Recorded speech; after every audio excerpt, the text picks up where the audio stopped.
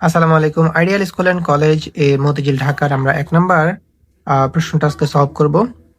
হিসাব বিজ্ঞানের, যেখান থেকে বলছে আমাদের আর্থিক বিবরণী সমূহ তৈরি করতে ৩টা বিবরণী করতে হবে: বিষাদায়ী বিবরণী, মালিকানা সত্ত্বের বিবরণী এবং আর্থিক অবস্থার বিবরণী। করলে আমরা 20 মার্কস পাবো, যেটা আমাদের এই প্রশ্নটা আমাদের 20 মার্কস ভ্যারি করে। তো এই হচ্ছে আমাদের প্রশ্ন। এখানে আমাদের সমন্বয় দেওয়া আছে সমাপনী মজুত পণ্য, ধারে পণ্য বিক্রয়, ধারে পণ্য বিক্রয় করলে আমাদের বিক্রয় বাড়বে আর প্রাপ্য হিসাব বাড়বে। তারপর যে পণ্য পণ্য উত্তোলন করলে আমাদের ক্রয় থেকে কমে যাবে, আর হচ্ছে উত্তোলনের সাথে আমাদের অ্যাড হবে। আর হচ্ছে যে এখানে খরিদ্দারের নিকটে এত টাকা পাওয়া যাবে, তার এটা কুড়িনের সাথে আমাদের কাজ হবে, কুড়িনের সাথে কাজ হবে অবশিষ্ট। আচ্ছা, এটা কুড়িনের সাথে কাজ হবে। আবার বলছে যে সম্পত্তির উপর 5% অবচয় দত্ত, এটা আমাদের একবার আসবে আমাদের পরিচালন ব্যয়ের মধ্যে, একবার আসবে আমাদের কোথায়, স্থায়ী সম্পদে। সব পুঞ্জীবিত অবচয়টা বাদ দেবে। ওকে, ঠিক আছে। তো আমার সামনে আমরা বুঝে নিলাম। এখন আমরা এটা করব। তো বিষয়টা বিবরণী আমরা করব। তো আমি আগে ছক করে রাখছি, বিষয়টাই বিবরণী করবো। তো এখানে আমাদের প্রথমে নিট বিক্রয় বের করবো, দ্যাটস আমরা এখানে লিখবো বিক্রয়। আর এখানে আমাদের অলিখিত বিক্রয় ছিল ৩,০০০ টাকা, আমরা প্লাস করব, যোগ অলিখিত বিক্রয়।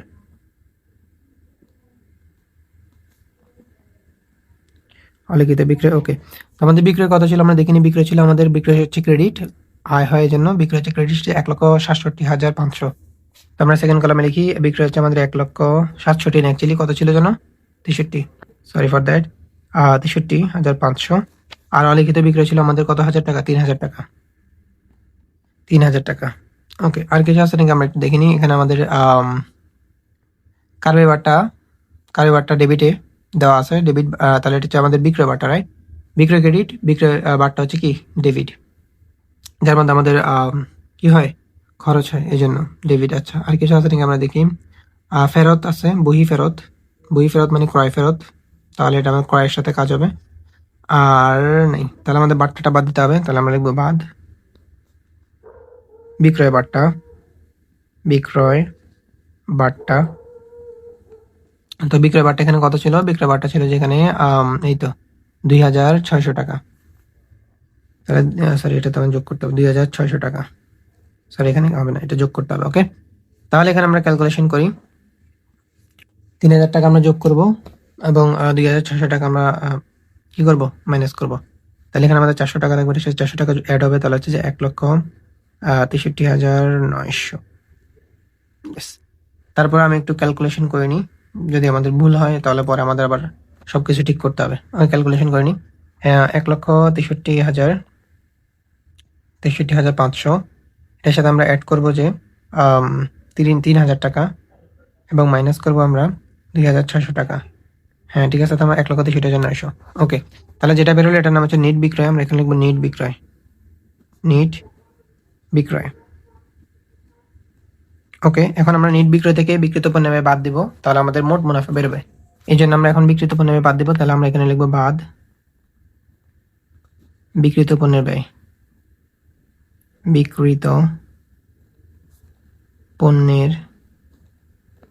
ব্যয়। ওকে, তো বিক্রিত পণ্যের ব্যয়ের জন্য আমাদের প্রথমে বের করতে হবে প্রারম্ভিক মজুত পণ্য। তো প্রারম্ভিক মজুত পণ্য আমাদের এখানে দেওয়া আছে ২১,৯০০ টাকা। তাহলে আমরা এখানে প্রারম্ভিক মজুত পণ্য,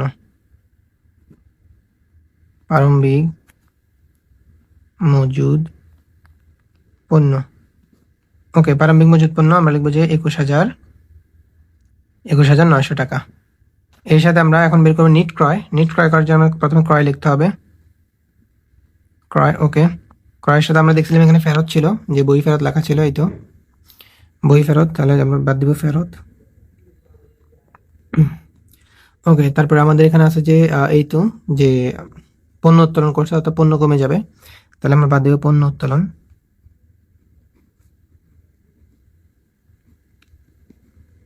ওকে, পণ্য উত্তোলন লিখলাম। তারপরে হচ্ছে যে আর না, আর কিছু নেই। তাহলে আমাদের এগুলো লিখতে হবে। তাহলে আমাদের ক্রয় ছিল কত? ক্রয় হচ্ছে আমাদের কত টাকা? ক্রয় হচ্ছে আমাদের ৮৬,৪০০ টাকা। তাহলে আমি লিখবো ৮৬,৪০০। ওকে, এবার আমাদের ফেরত, আমরা দেখি ফেরত আমাদের কত আছে। ফেরত হচ্ছে যে আমাদের এখানে ক্রয় ফেরত হচ্ছে ক্রেডিট ৩,৪০০ আমরা বাদ দেব। এরপরে আমাদের এখানে বলছে যে পণ্য আমাদের উত্তোলন করছিলাম ১,৫০০। তো এগুলো আমরা মাইনাস করবো, আমাদের নিট ক্রয় বেরোবে। চলো আমরা করি। তাহলে প্রথম হচ্ছে যে ৮৬,৪০০, এটার সাথে আমরা অ্যাড করব, সরি মাইনাস করব যে ৩৪০০ টাকা, তারপর আবার মাইনাস করবো ১৫০০ টাকা। তাহলে আমাদের আসবে ৮১,৫০০ টাকা। তাহলে এখানে আমাদের ৮১,৫০০ টাকা। ওকে, তো যেটা বের করলাম এটার নাম হচ্ছে আমাদের নিট ক্রয়। ওকে, এখন আমাদের ক্রয় সংক্রান্ত খরচগুলো অ্যাড করতে হবে। তো ক্রয় সংক্রান্ত খরচ এখানে আছে আমাদের কি, দেখি এই আন্তঃপরিবহন হচ্ছে আমাদের ক্রয় সংক্রান্ত খরচ। তারপরে আর নেই, আন্তঃপরিবহন, জাহাজ ভাড়া, আমদানি শুল্ক, এগুলো আমাদের ক্রয় সংক্রান্ত খরচ হয়, সেগুলো আমাদের যোগ করতে হয়। তাহলে আমরা যোগ করব আন্তঃপরিবহন মানে ক্রয় পরিবহন। তো আন্তঃপরিবহন আমাদের এখানে দেওয়া আছে কত টাকা, ৫,৮০০ টাকা। ৫,৮০০ টাকা। এখন আমরা কি করব, এই সবগুলা যোগ করে সমাপনী মজুত পণ্য আমরা কি করব, বিয়োগ করব। তো চলো আমরা যোগ করি। তাহলে প্রথম হচ্ছে ২১,৯০০ টাকা, এর সাথে আমরা যোগ করব ৮১,৫০০ টাকা এবং যোগ করব ৫,৮০০ টাকা। তাহলে আমাদের আসবে ১,০৯,২০০। ১,০৯,২০০। ওকে, একটু মনোযোগ দিই। এখন আমরা সমাপনী মজুত পণ্য আমরা বাদ দিব, সমাপনী মজুত পণ্য।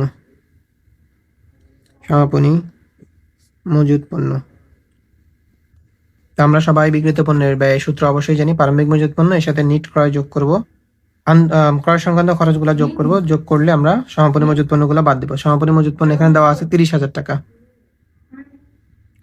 তো ৩০,০০০ টাকা বাদ দেওয়ার পর আমাদের কত আসে চলো আমরা দেখি। তো এখানে আমরা ৩০,০০০ টাকা বাদ দিই, ৩০,০০০, তাহলে আমাদের আসবে ৭৯,২০০ টাকা। ৭৯,২০০ টাকা। তো এটা হচ্ছে আমাদের কি, এটা হচ্ছে আমাদের বিক্রিত পণ্যের ব্যয়। আমরা যদি নিট বিক্রয় থেকে এই বিক্রিত পণ্যের ব্যয়টা বাদ দিই তাহলে আমাদের মোট মুনাফা বেরোবে। তো চলো আমরা নিট বিক্রয় থেকে বিক্রিত পণ্যের ব্যয়টা বাদ দিই। আমাদের নিট বিক্রয় কত বেরিয়েছিল, নিট বিক্রয় ১,৬৩,৯০০ টাকা। এখান থেকে আমরা বাদ দিব ৭৯,২০০ টাকা। তাহলে আমাদের আসবে ৮৪,৭০০ টাকা। ৮৪,৭০০। তাহলে আমাদের ৮৪,৭০০ টাকা হচ্ছে আমাদের কি মোট মুনাফা। বাস, আমরা প্রথম মোট মুনাফা বের করলাম। আমাদের আরো দুইটা মুনাফা বের করতে হবে, একটা পরিচালন মুনাফা আর একটা হচ্ছে নেট মুনাফা। তাহলে আমাদের বিষয়টা বিবরণী হবে, ঠিক আছে। তো মোট মুনাফা থেকে এখন আমাদের বাদ দিতে হবে পরিচালন ব্যয়গুলো। তাহলে আমরা বাদ দিব পরিচালন ব্যয়। ওকে, তাহলে পরিচালন ব্যয়গুলো আমরা বাদ দিব। চলো আমরা দেখি পরিচালন ব্যয় আমাদের এখানে কি কি দেওয়া আছে। চলো, তো পরিচালন ব্যয় এখানে আমাদের দেওয়া আছে ভাড়া। এই তো ভাড়া হচ্ছে আমাদের পরিচালন ব্যয়। ভাড়ার মধ্যে আমরা ১২ মাস, ১ বছরের জন্য আমাদের কাউন্ট করব, ২ মাস আমাদের অগ্রিম দেওয়া আছে, এটা আমরা বাদ দিতে হবে। কুরিন, এটা আমাদেরও কাজ করতে হবে। তারপর হচ্ছে বিমা প্রিমিয়াম, এটা আমাদের আসবে। ঋণের সুদ, এটা হচ্ছে অন্যান্য ব্যয়, এটা আসবে না আর নাই। তারপর এখানে আমাদের অবচয় আছে ৫%, আর কুরিনের কাজটা তো আমরা এখানে করবোই, আর নেই। ওকে, তাহলে আমাদের এখানে প্রথমে দেওয়া আছে যে আমাদের কি দেওয়া আছে, ভাড়া। চলো আমরা ভাড়া লিখি, যে ভাড়ার সাথে আমাদের কাজ আছে, যে আমাদের ১৪ মাসের দেওয়া আছে, আমরা শুধু ১২ মাসেরটাই কাউন্ট করবো ১ বছরের জন্য। তাই আমরা ভাড়া বাকিগুলো আমরা বাদ দিব। তাহলে ভাড়া আমাদের এখানে দেওয়া আছে, ভাড়া কত, ৩৫,০০০ টাকা, ঠিক আছে, যেটা দেওয়া আছে আমাদের ১৪ মাসের জন্য।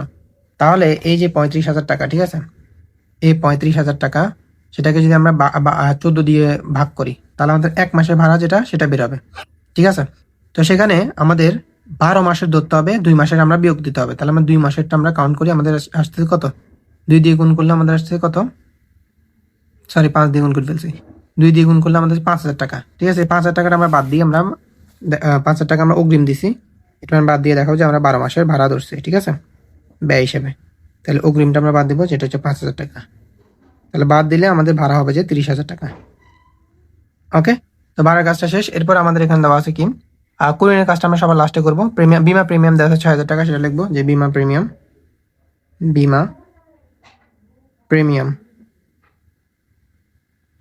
বিমা আমাদের এখানে দেওয়া আছে ৬,০০০ টাকা। ওকে, তারপর এখানে আমাদের দেওয়া আছে কি, আর তো নেই না, অবচয়টা আমরা ধরে নিই। অবচয় বলছো স্থায়ী সম্পত্তির উপর ৫% ধরতে হবে। স্থায়ী সম্পত্তি কয়টা আছে আমরা একটু দেখি। স্থায়ী সম্পত্তি আছে আসবাবপত্র আর সরঞ্জাম, এটা আছে একটা স্থায়ী সম্পত্তি, আর নেই। তাহলে একটাই আসবাবপত্র সরঞ্জাম ১,০০০ টাকা, ১,০০,০০০ টাকা দেওয়া আছে। তাহলে আমরা বলবো যে আসবাবপত্র অবচয়, আসবাবপত্র সরঞ্জামের অবচয়, সরি আসবাবপত্র লেখা যাচ্ছে না জায়গার কারণে। ওকে, তাহলে আসবাবপত্র আসবাবপত্র ও সরঞ্জামের অপচয়, সরঞ্জামের অপচয়, আর সেটা হচ্ছে যে 1,00,000 টাকা। এর উপর আমরা 5% ধরবো, 5%। ওকে, 1,00,000 টাকার 5% হচ্ছে যে 10% মানে হচ্ছে একটা শূন্য বাদ 10,000 টাকা, 5% মানে 5,000 টাকা, সেটা হচ্ছে আমাদের এখানে লিখে দিব 5%। ওকে,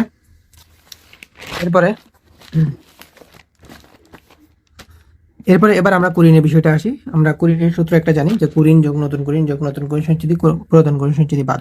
ওকে, তো এখানে যেটা দেওয়া আছে আমাদের এখানে বলতে যে কুরিন সঞ্চিতি যেটা হচ্ছে পুরাতন কুরিন সঞ্চিতি সেটা দেওয়া আছে 3,000 টাকা, আর এখানে আমাদের নতুন কুরিন দেওয়া আছে 2,000 টাকা, আর হচ্ছে যে নতুন কুরিন সঞ্চিতি দেওয়া আছে কত 10,000 টাকা।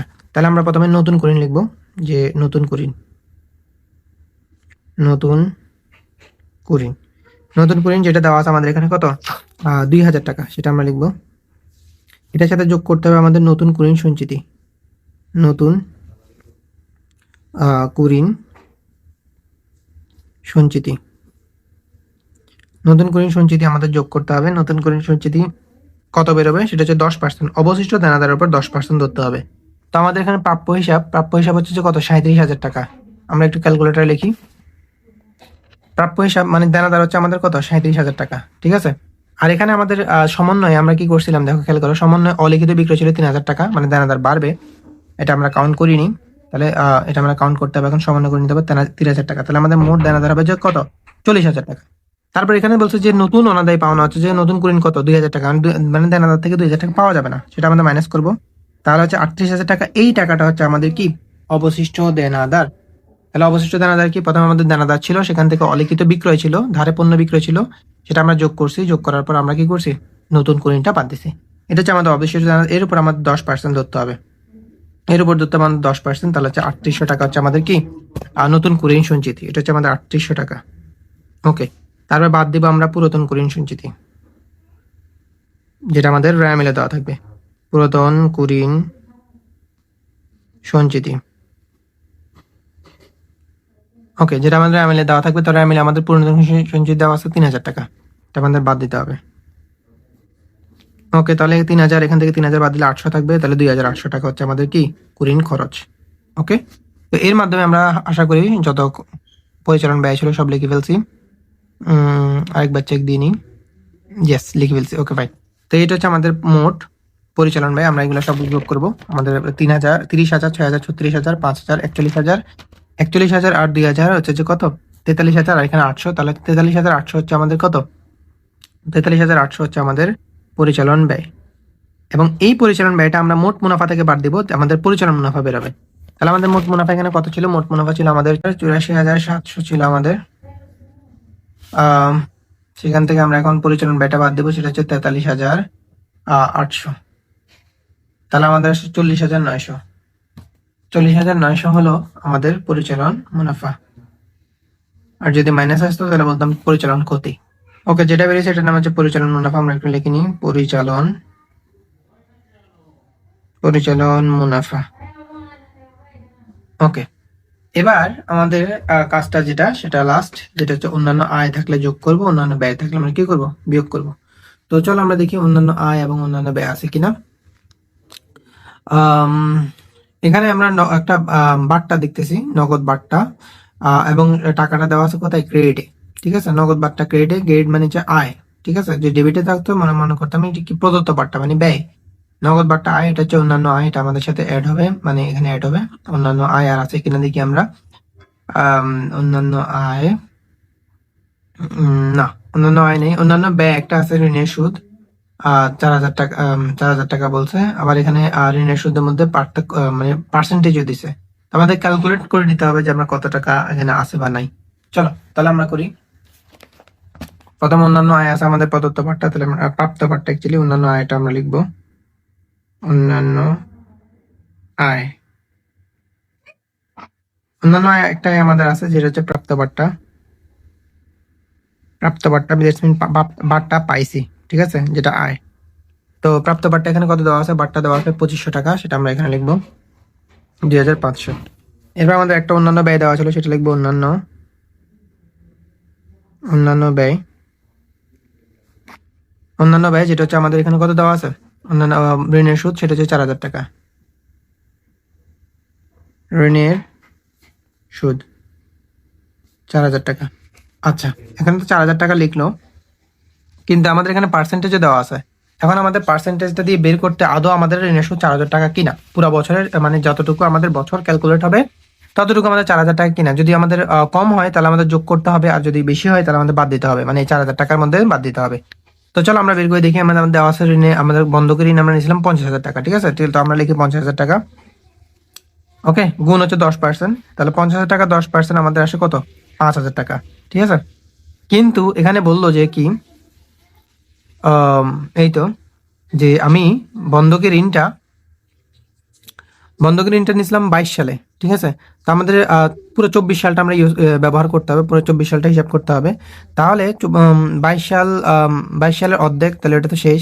23 সাল এটাও শেষ। আমরা 24 সালটা যদি কাউন্ট করি, পুরো বছরে আমাদের আসে সুদ কত, 5,000 টাকা। মানে প্রত্যেক বছর 5,000 টাকা, মানে 50,000 টাকা 10%, 5,000 টাকা প্রত্যেক বছর আমাদের সুদ আসবে। তো এটা যে জুলাইতে নিয়েছিলাম 6 মাসের জন্য, এটা 22 সালে হবে। 23 সালে পুরা সুদ ধরতে হবে এবং 24 সালে পুরা সুদ ধরতে হবে, দ্যাটস মিন 5,000 টাকা ধরতে হবে, ঠিক আছে। কিন্তু আমরা এখানে দেখছি যে ঋণের সুদ আমরা কত দিছি, ঋণের সুদ আমরা শুধু 4,000 টাকা আমরা পেড করছি, তার দ্যাটস মিন আরো 1,000 টাকা এখন আমরা পেড করিনি, বকে আছে। তা আমরা পুরো বছরটা খরচ দেখাতে হবে, দ্যাটস ওয়াই এখানে আমরা যোগ করব ঋণের সুদ যোগ বকেয়া।